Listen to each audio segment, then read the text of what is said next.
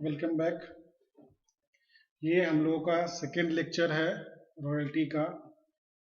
First lecture में हम लोगों ने देखा था मीनिंग ऑफ रॉयल्टी, इंट्रोडक्शन बल्कि बोल सकते हैं। कुछ एग्जांपल्स हम लोगों ने देखे थे, ये सारे एग्जांपल्स मैंने आपको दिए थे। उसके बाद डेफिनेशन एक देखा था हम लोगों ने। उसके बाद nature and accounting treatment of goodwill हम लोगों ने देखा था, sorry accounting treatment of royalty हम लोगों ने देखा था पिछले क्लास में।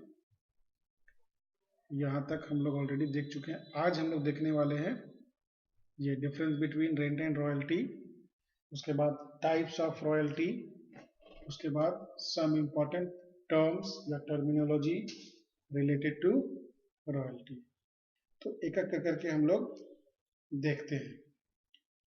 तो लास्ट क्लास में मैंने आपको कहा था कि रॉयल्टी के बारे में जब आप लोग जान गए या समझने लगे हैं कि क्या है, तो थोड़ा सा आपको कंफ्यूजन हुआ होगा कि रॉयल्टी और रेंट तो एक ही जैसा लग रहा है, लेकिन वो एक ही नहीं है, वो अलग अलग होते हैं। तो वो क्या है डिफरेंसेस दोनों में, वो आइए हम लोग देख लेते हैं। तो शुरू करते हैं हम लोग अपना टॉपिक। इस टॉपिक का नाम हम लोग दे रहे हैं difference between royalty and rent. Difference between royalty and rent. तो हम लोग 3 कॉलम बनाते हैं इसके लिए।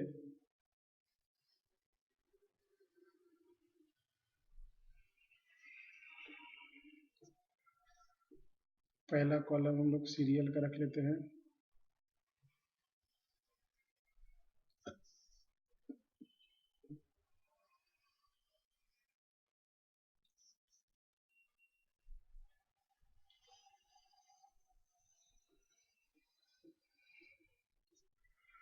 दूसरा कॉलम हम लोग देते हैं रॉयल्टी के लिए, और थर्ड कॉलम हम लोग देते हैं रेंट के लिए। 2 कॉलम हम लोगों ने बना लिया, एक तरफ रॉयल्टी, एक तरफ रेंट।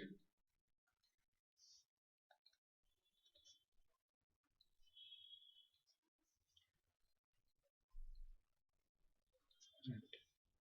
तो फर्स्ट डिफरेंस जो है वो हम लोग देखते हैं।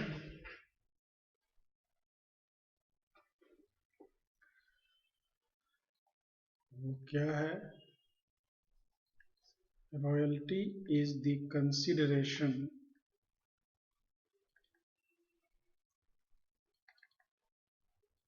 payable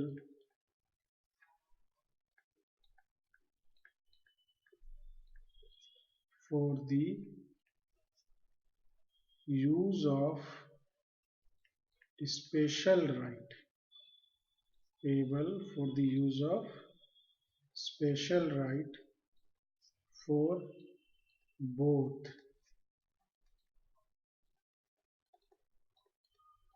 tangible and intangible assets।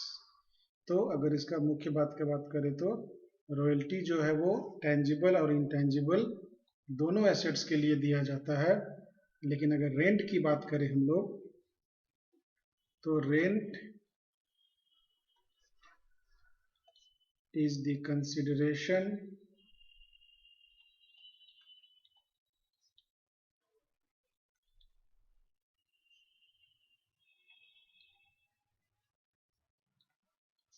payable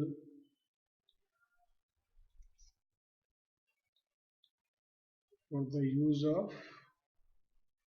only tangible assets।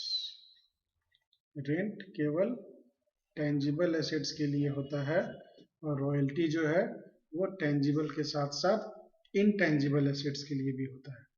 तो ये था हमारा फर्स्ट डिफरेंस। ठीक है। सेकेंड डिफरेंस का बात अगर हम लोग करें, तो हम लोग कह सकते हैं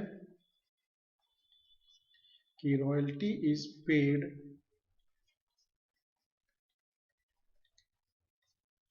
either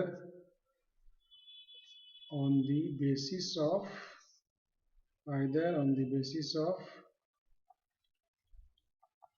आउटपुट और सेल। रॉयल्टी जो है वो आउटपुट पेमेंट किया जाता है या फिर सेल्स के आधार पर पेमेंट किया जाता है, लेकिन रेंट जो है, रेंट को आउटपुट से या सेल्स से कोई लेना देना नहीं है। तो rent is paid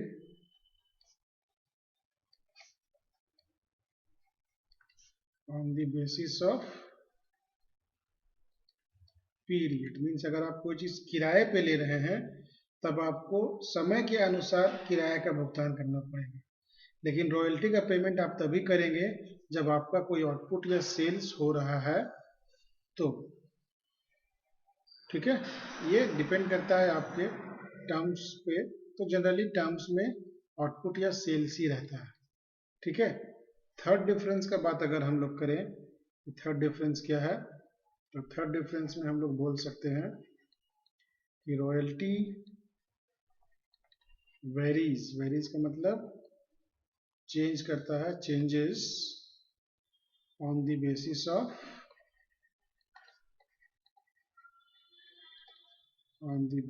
of output और सेल्स। मतलब रॉयल्टी जो है आपके आउटपुट या सेल्स पे चेंज करेगा। आउटपुट बढ़ जाएगा तो आपका रॉयल्टी भी बढ़ जाएगा, आउटपुट घट जाएगा तो रॉयल्टी भी क्या होगा, घट जाएगा। लेकिन रेंट जो क्या होता है वो क्या होता है, ये जनरली फिक्स्ड होता है। रेंट जो होता है वो जनरली फिक्स्ड होता है, या फिर अगर चेंज भी करता है तो वो एक निश्चित अवधि के बाद ही चेंज करता है। Changes according to period. होता है ना कि रेंट पे लिए हैं कोई भी चीज, तो कम से कम अगर 11 महीने का एग्रीमेंट करा रहे हैं तो उतना दिन तक तो किराया आपका चेंज होने वाला नहीं। इस तरह से होता है मिनिमम, अगर चेंज भी करता है तो। नेक्स्ट पॉइंट जो हम लोग डिफरेंस में बोल सकते हैं फोर्थ नंबर में, वो बोल सकते हैं कि रॉयल्टी एग्रीमेंट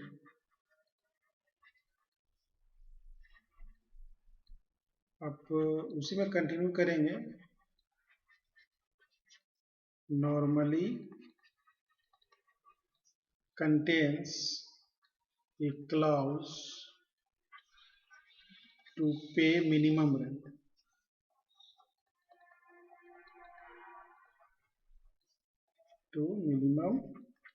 रेंट, ठीक है। रॉयल्टी एग्रीमेंट में आपको एक मिनिमम रेंट का क्लाउज देखने को मिलेगा।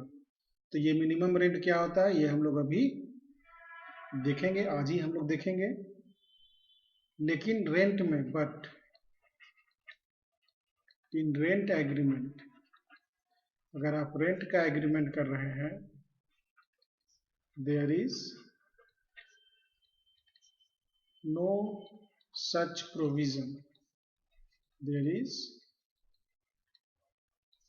No such provision of minimum rent. यहां पर मिनिमम रेंट का कोई भी प्रोविजन नहीं होता है रेंट एग्रीमेंट में। ठीक है, उसके बाद फिर हम लोग फिफ्थ डिफरेंस की बात अगर करें तो ये बहुत ही इंपॉर्टेंट डिफरेंस है और एकदम आसान है। Parties are known as lessor and lessee, मतलब लैंडलॉर्ड और लेसी। और यहां पर हम लोग पार्टीज को किस नाम से जानते हैं, known as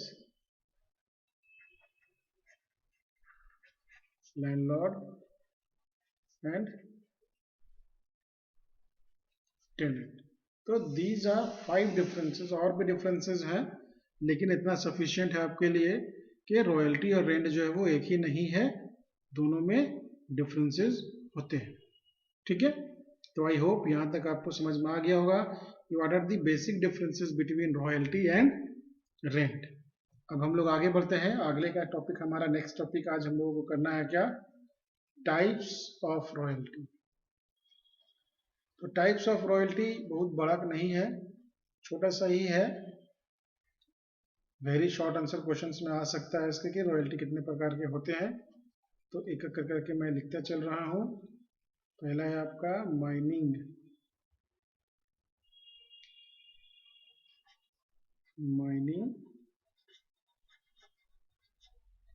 रॉयल्टी। तो माइनिंग रॉयल्टी क्यों होता है, तो फॉर एक्सट्रैक्टिंग या रेजिंग, है ना, एक्सट्रैक्टिंग और रेजिंग। क्या चीज एक्सट्रैक्ट या रेज करना है, तो कोल, कोयला, स्टोन, ऑयल और एनी अदर मिनरल। किसी भी खनिज संपदा को के उत्खनन के लिए जो भी हम लोग रॉयल्टी का एग्रीमेंट करते हैं वो माइनिंग रॉयल्टी कहलाता है। तो इसके जो पार्टीज हैं,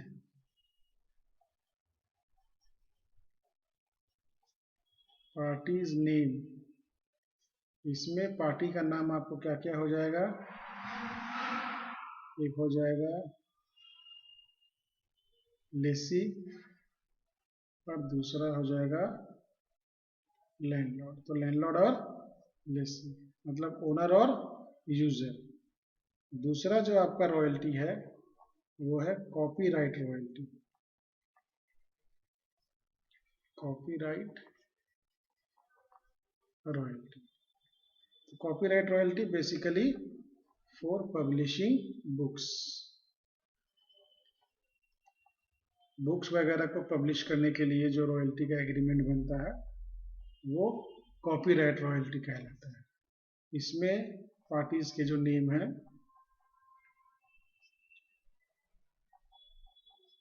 इसमें दो पार्टी तो कम से कम होने ही है सब में। तो एक कहलाता है आपका पब्लिशर और दूसरा पार्टी आपको कहलाएगा ऑथर। ठीक है। नेक्स्ट तरह का जो रॉयल्टी है वो है पेटेंट रॉयल्टी।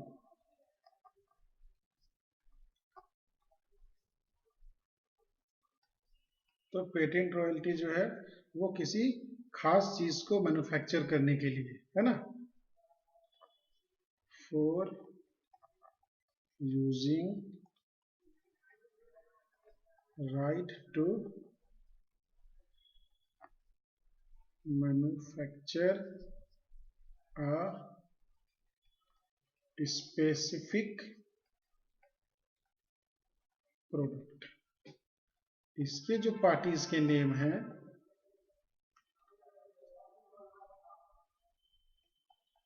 उसमें पहला पार्टी को आप हम लोग बोल सकते हैं पेटेंट यूजर, और जिसका नाम से पेटेंट किया हुआ है मीन्स ओनर, वो कहलाता है पेटेंटी, है ना। ठीक है।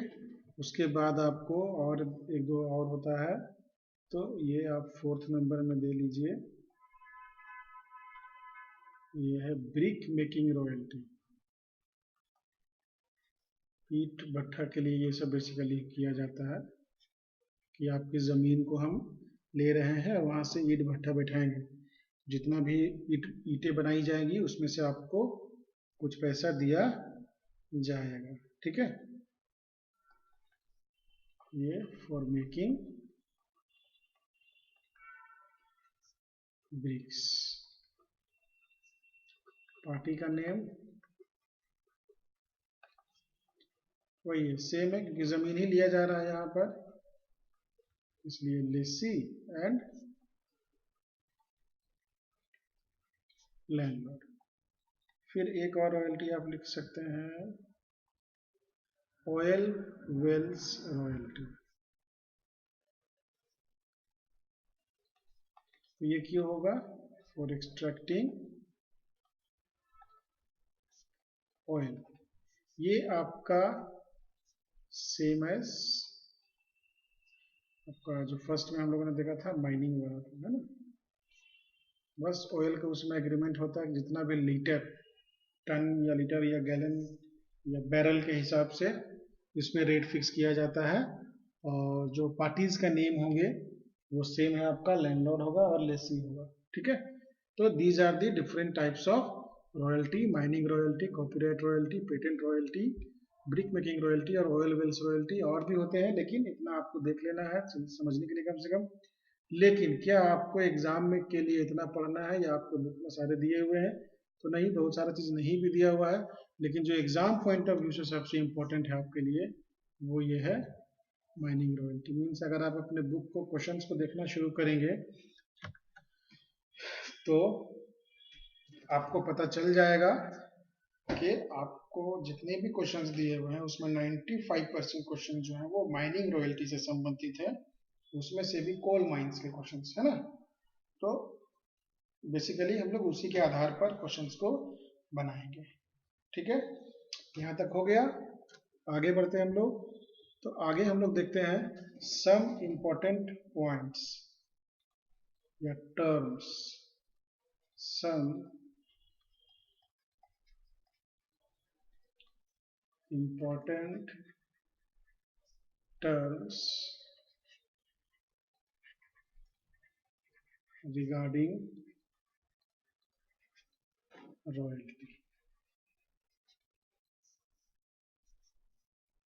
रॉयल्टी से संबंधित कुछ महत्वपूर्ण बातें जो रॉयल्टी चैप्टर के प्रैक्टिकल क्वेश्चंस को शुरू करने से पहले हमारे लिए जानना काफी जरूरी है। तो वो बातें क्या क्या है?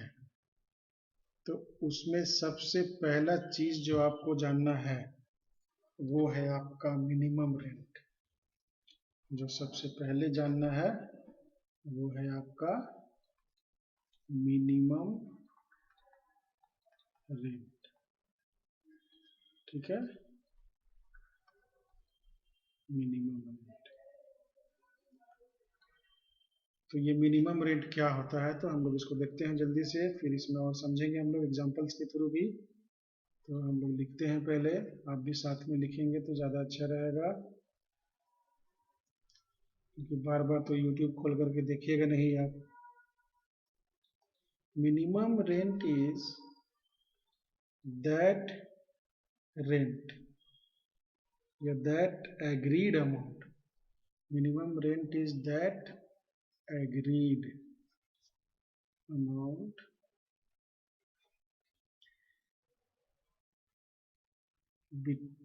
below which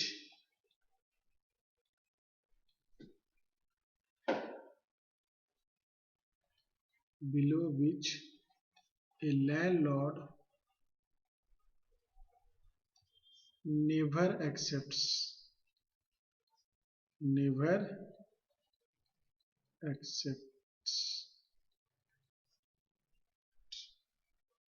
in any year। इसमें मैंने स्टार मार्क हैश मार्क लगाया, बताऊंगा इसके बारे में। in any year from the person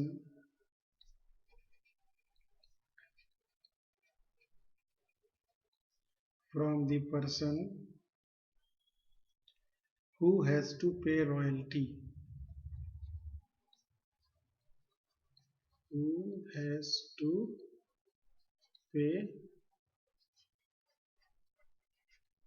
royalty, ठीक है।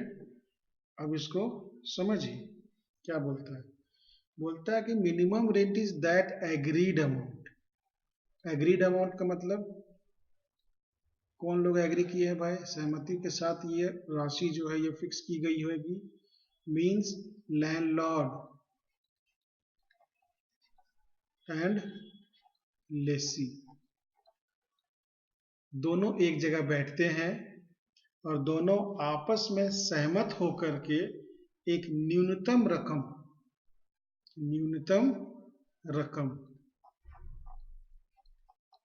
फिक्स करते हैं।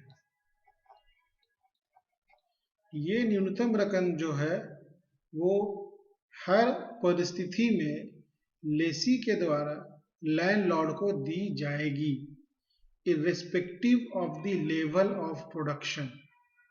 ठीक है, irrespective of the level of production, चाहे लेवल ऑफ प्रोडक्शन कम ही क्यों ना हो, उससे कोई फर्क नहीं पड़ेगा। अल्टरनेटिवली हम लोग ऐसे बोल सकते हैं कि मिनिमम रेंट वह न्यूनतम राशि है जिससे कम लैंडलॉर्ड कभी भी स्वीकार नहीं करेगा।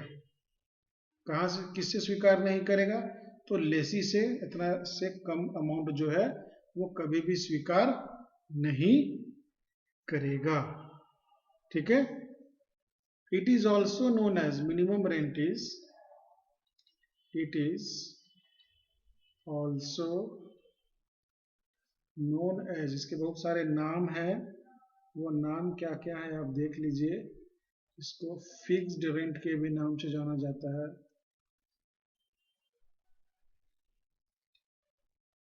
डेड रेंट के भी नाम से जाना जाता है, ये तो बहुत जगह यूज होगा आपको, डेड रेंट, मृत किराया। उसके बाद फ्लैट रेंट भी कहते हैं इसको, फिर उसके बाद कॉन्ट्रैक्ट रेंट भी कहा जाता है इसको। ठीक है,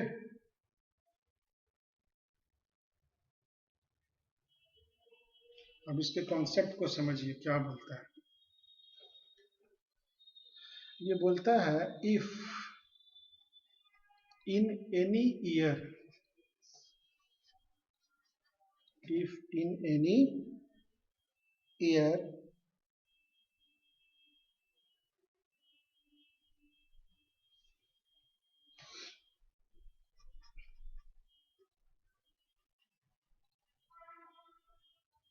the amount of royalty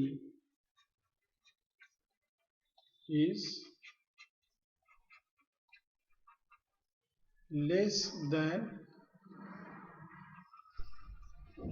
minimum rent, then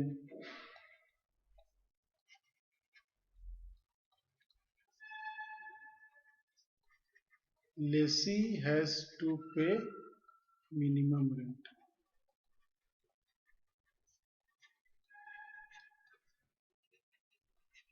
And if in the year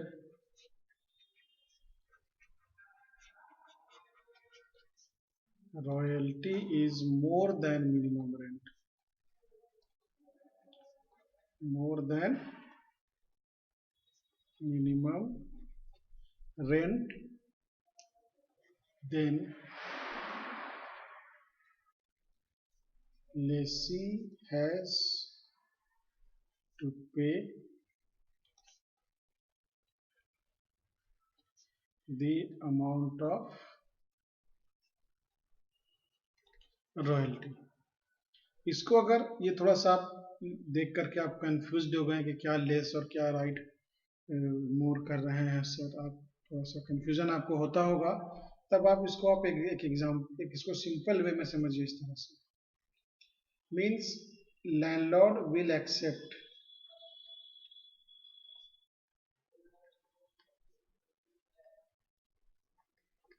landlord accept करेगा, क्या एक्सेप्ट करेगा?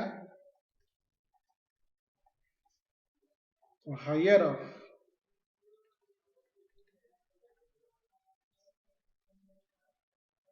मिनिमम रेंट और royalty subject to other conditions. Other conditions हम लोग जब क्वेश्चंस बनाएंगे तब आपको देखने के लिए मिल जाएगा। मतलब अगर मिनिमम रेंट और रॉयल्टी को कंपेयर किया जाए और रॉयल्टी कम हो गया मिनिमम रेंट से, उस केस में लैंडलॉर्ड जो है वो मिनिमम रेंट आपसे वसूलेगा। और अगर मान लीजिए रॉयल्टी अधिक हो गया मिनिमम रेंट से, तो उस केस में रॉयल्टी आपसे वसूली जाएगी।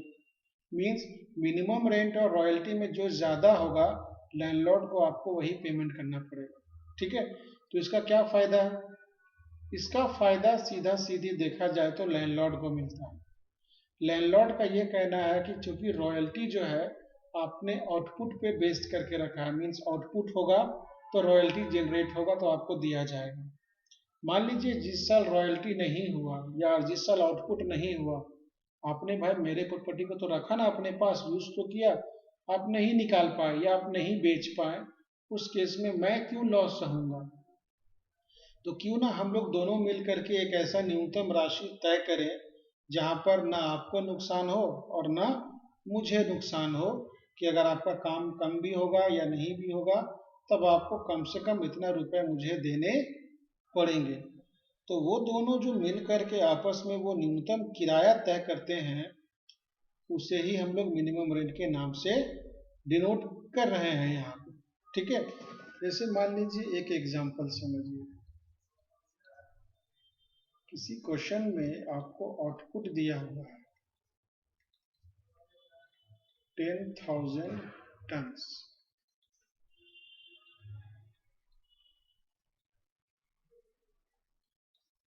रॉयल्टी का रेट है @रुपीज 0.50 पर टन,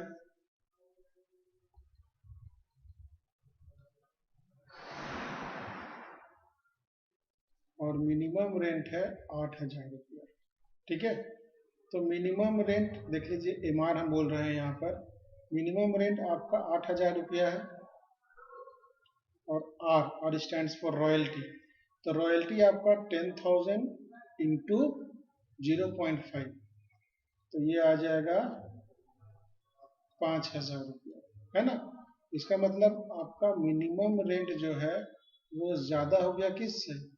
रॉयल्टी से। ये परिस्थिति शॉर्ट वर्किंग कहलाती है, उस पर अभी हम लोग चर्चा करेंगे। तो लैंडलॉर्ड को क्या देना होगा? लैंडलॉर्ड को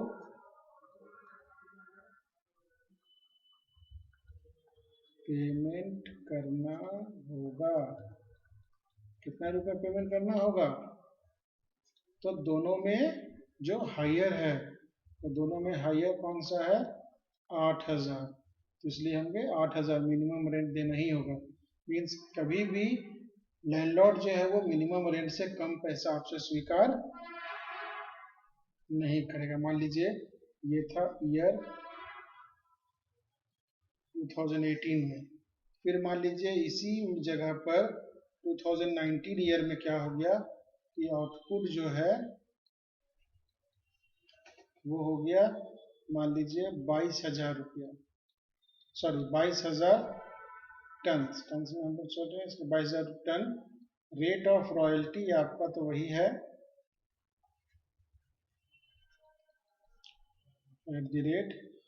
@0.5 पर टन। उसके बाद मिनिमम रेंट वही रहेगा, क्योंकि ये तुरंत चेंज नहीं करेगा आपको, 8,000 रुपया। अब देख लीजिए आपको क्या दिया हुआ है, तो मिनिमम रेंट दिया हुआ है 8,000 रुपये, रॉयल्टी जो आपको एक्चुअल रॉयल्टी हो रहा है 22,000 टन है, 50 पैसे के हिसाब से आपको एक्चुअल रॉयल्टी जो है वो कितना हो जाएगा इस बार? 11,000 रुपये। यानी कि ये परिस्थिति में रॉयल्टी क्या हो गया? ज़्यादा हो गया, मिनिमम रेंट कम हो गया। जो ज़्यादा है वही पेमेंट करना पड़ेगा। मीन्स यहाँ पर अगर आप कुछ रिकूप नहीं कर रहे हैं, तो रिकूप क्या है तो बताएंगे। लैंडलॉर्ड को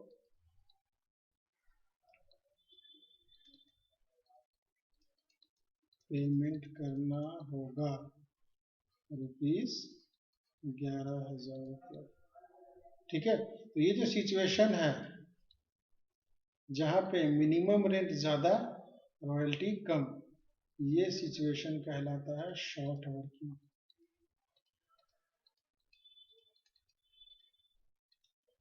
लघु कार्य, कार्य आपका लघु रह गया, छोटा हो गया, कम हो गया। और ये जो सिचुएशन है जहाँ पर रॉयल्टी ज़्यादा होता है मिनिमम रेंट से, इसे हम लोग कहते हैं सरप्लस। ठीक है, अभी शॉर्ट वर्किंग क्या, सरप्लस क्या, अब हम लोग देखते हैं शॉर्ट वर्किंग।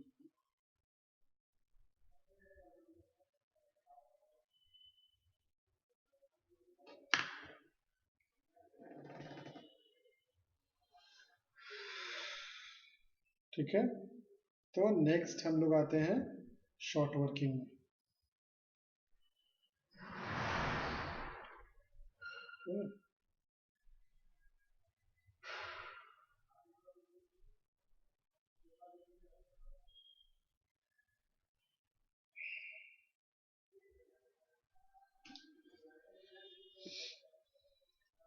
आइए, तो दूसरा अपने को देखना है क्या, शॉर्ट वर्किंग।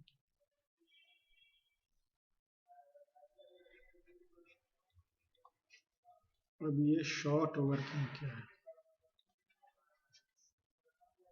बी है ना, B short working. Short working मतलब आपका जो वर्किंग है वो क्या रह गया, शॉर्ट रह गया। काम जितना आप सोचे थे उतना काम नहीं। हम सोच के चले थे कि 15,000 टन हम लोग निकाल लेंगे, लेकिन 5,000 टन ही निकाल पाए वहां से। तो ये शॉर्ट वर्किंग का डिनोट कर रहा है कि कहीं ना कहीं हमको कोई नुकसान हो रहा, मतलब शॉर्ट वर्किंग लॉस तो है किसी ना किसी के लिए, ठीक है। तो शॉर्ट वर्किंग को हम लोग इस तरह से बोल सकते हैं कि in the year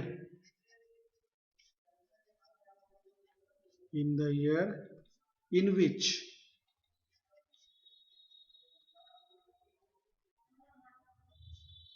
minimum rent is more than royalty,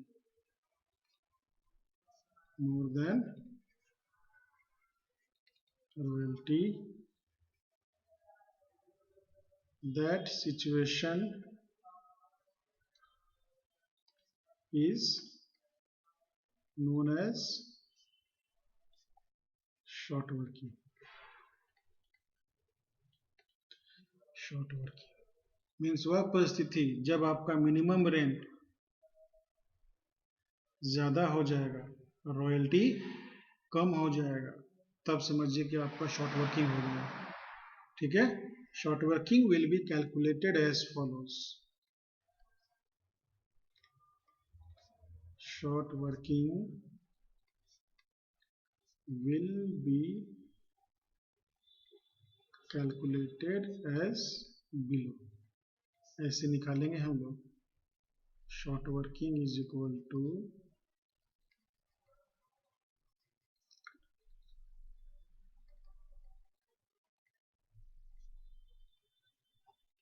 minimum rent minus royalty.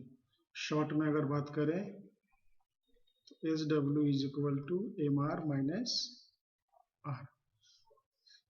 ये कब होगा, जब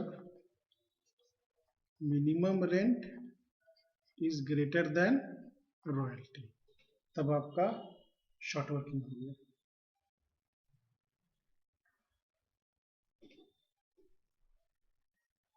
It is that amount,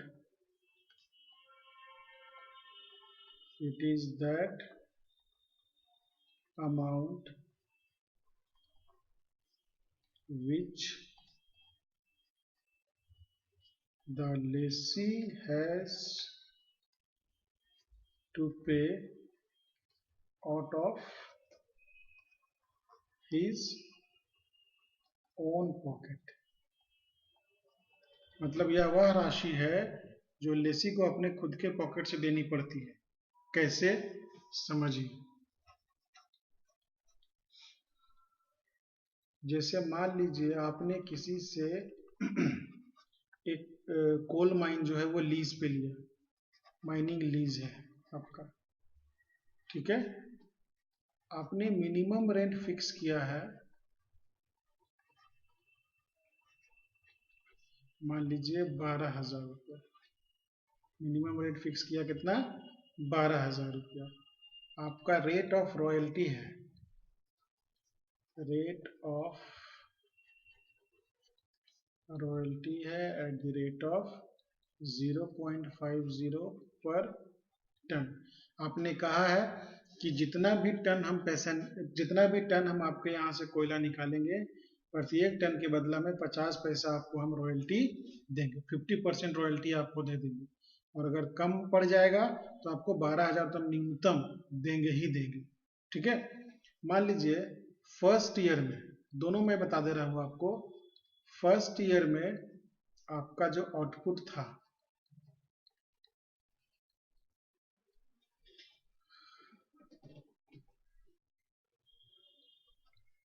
first year मान लीजिए 2005 है, तो 2005 में आपका जो आउटपुट था वो था 8,000 टन। ठीक है, ये टन्स में आउटपुट है। फिर 2006 में बात करें तो 5 के बाद 6 आ गया, तो यह मान लो तो कितना 18,000, मान लो 20,000 टन हो गया। ठीक है, फिर 2007 में मान लो 30,000 टन हो गया। ठीक है, तो अगर तुम यहाँ पर देख रहे हो कि तुम्हारा मिनिमम रेंट जो है वो 12,000 रुपया है और आउटपुट है तुम्हारा 8,000, 20,000 और 30,000। तो अगर रॉयल्टी की बात करें तो 2005 का रॉयल्टी जो कि 50 पैसा रेट है, इसलिए 4,000 रुपया होगा। इसका रॉयल्टी 10,000 रुपया होगा और इसका रॉयल्टी कितना होगा 15,000 रुपया। तो अब कंपेयर करो इसको मिनिमम रेंट से। तो मिनिमम रेंट तो भाई 12,000 है सबका, सबका 12,000 रुपया है। कंपेयर करो, जब कंपेयर करोगे तो आपको पता चलेगा कि मिनिमम रेंट जो है वो क्या है, कम है। कितना रुपये से कम है, तो यहाँ पर कम है 8,000 रुपया से। यहाँ पर भी मिनिमम रेंट क्या है, कम है 2,000 रुपया से। लेकिन यहाँ पर मिनिमम रेंट क्या है,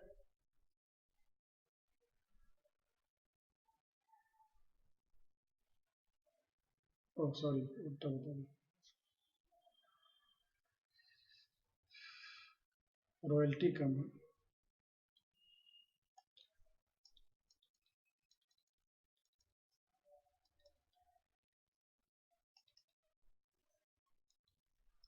हाँ, यहाँ पे रॉयल्टी आपका ज्यादा हो गया, कितना रुपया से, 3,000 रुपया से। अब देखिए इसको, आप इस सिचुएशन को पहले देखिए। आपका रॉयल्टी हुआ 4,000, मिनिमम रेंट कितना फिक्स किया आपने 12,000। आप गए 4,000 रुपया लेकर के लैंडलॉर्ड के देने के लिए, तो क्या लैंडलॉर्ड आपसे 4,000 रुपया एक्सेप्ट करेगा, नहीं करेगा। क्यों नहीं करेगा, क्योंकि आपने मिनिमम रेंट फिक्स करके रखा है 12,000। लैंडलॉर्ड बोलता है कि भाई किसी भी सूरत में हम तुमसे 12,000 से कम पैसा लेने वाले नहीं है। ऐसी परिस्थिति में आपका कमाई तो मात्र 4,000 ही हुआ है, तो ये जो बाकी का 8,000 रुपया है ये आपको अपने पॉकेट से देना पड़ेगा। इसलिए ये जो पैसा आप अपने पॉकेट से दे रहे हैं वो क्या कहलाएगा, शॉर्ट वर्किंग कहलाएगा, यहाँ पर भी और यहाँ पर भी। और ये एक्स्ट्रा पैसा आ रहा है, इसलिए ये क्या कहलाएगा, सरप्लस कहलाएगा। ठीक है, तो शॉर्ट वर्किंग जो है वो बेसिकली लॉस है आपके लिए। शॉर्ट वर्किंग जो है वो क्या है, वो बेसिकली लॉस है आपके लिए, लेकिन इस लॉस को आप रिकवर कर सकते हैं। ठीक है, तो हम लोग चर्चा करेंगे उस पर भी अभी। उसके बाद हम लोग देखते हैं सरप्लस। तो सरप्लस कब होगा, when royalty is more than minimum rent. When royalty is more than minimum rent. तो सरप्लस हम लोग इस तरह से निकालेंगे, surplus is equal to R minus M R. ठीक है,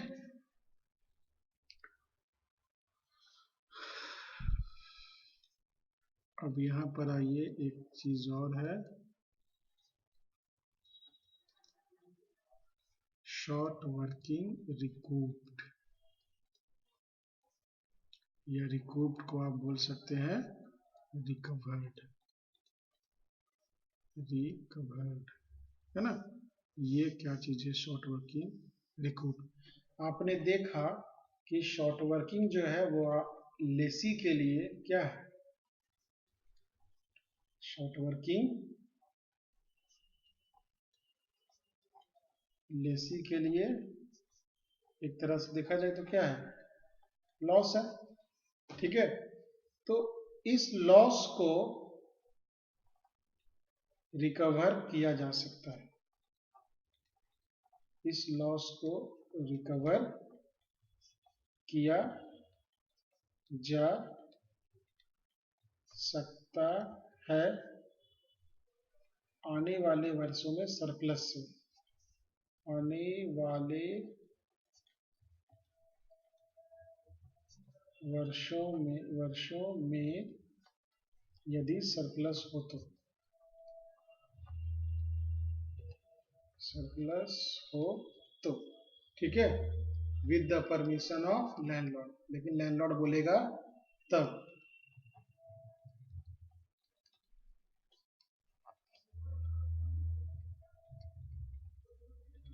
तो जो पैसा, जो लॉस, जो शॉर्ट वर्किंग आपने रिकवर कर लिया वो रिकूप्ड कहलाता है, और जो रिकवर्ड नहीं होता है वो अनरिकूप्ड कहलाता है। जैसे यहीं पर देख लीजिए, पहला साल आपको शॉर्ट वर्किंग हुआ, दूसरा साल भी शॉर्ट वर्किंग हुआ, लैंडलॉर्ड ने आपको वादा किया था कि भाई अगर आपको कोई शॉर्ट वर्किंग हो रहा है, मतलब आपको कोई लॉस हो रहा है, तो जब अगले साल सरप्लस होगा तो आप उस अपने लॉस को निकाल लेना, रिकवर कर लेना, हमको मत देना एक्स्ट्रा पैसा, ठीक है।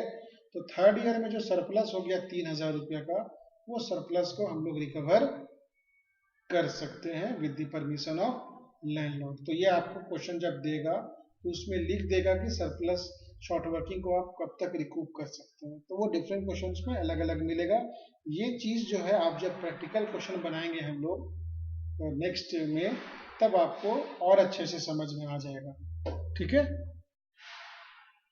तो ये रिकूप हो गया, और ई होता है क्या, unrecouped short working.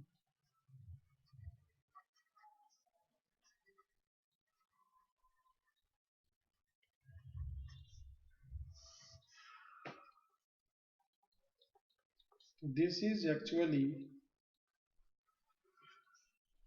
unrecovered short working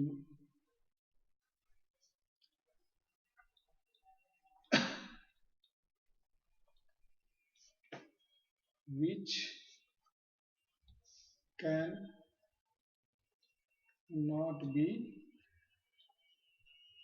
recovered as per terms. This is actual loss. This is actual loss of lessee. Hence, this amount, चूंकि ये वास्तविक हानि हो गई है, this amount is transferred to statement of profit and loss, ठीक है। तो यहाँ पर कहने का मतलब है, दो बात आपने यहाँ पर देखा, आपने देखा शॉर्ट वर्किंग दो तरह का फिर आप काम कर सकते हैं, एक रिकूप्ड और एक अनरिकूप्ड। रिकूप हो गया मतलब रिकवर आपने कर लिया, मीन्स आपका डूब रहा था, आपने डूबने से बचा लिया।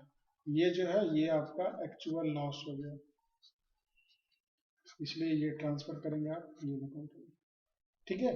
तो ये था आज का हम लोगों का लेक्चर। आज हम लोगों ने देखा difference between rent and royalty, उसके बाद हम लोगों ने देखा टाइप्स ऑफ रॉयल्टी, ठीक है। उसके बाद हम लोगों ने इंपॉर्टेंट टर्म्स देखे, जिसमें मिनिमम रेंट के बारे में हम लोगों ने सीखा, शॉर्ट वर्किंग क्या होता है वो मैंने आपको बताया, सरप्लस, फिर शॉर्ट वर्किंग रिकूप्ड और अनरिकूप्ड शॉर्ट वर्किंग। नेक्स्ट लेक्चर में हम लोग धीरे धीरे अब मूव कर रहे हैं प्रैक्टिकल क्वेश्चंस की तरफ। तो नेक्स्ट लेक्चर में हम लोग देखेंगे एनालिसिस टेबल बनाना सीखेंगे, एनालिसिस टेबल कैसे बनाया जाता है, और दूसरा अकाउंटिंग एंट्रीज भी देखेंगे हम लोग in the books of Lesi, ठीक है। तो आज के लिए ये लेक्चर यहीं पे खत्म करते हैं।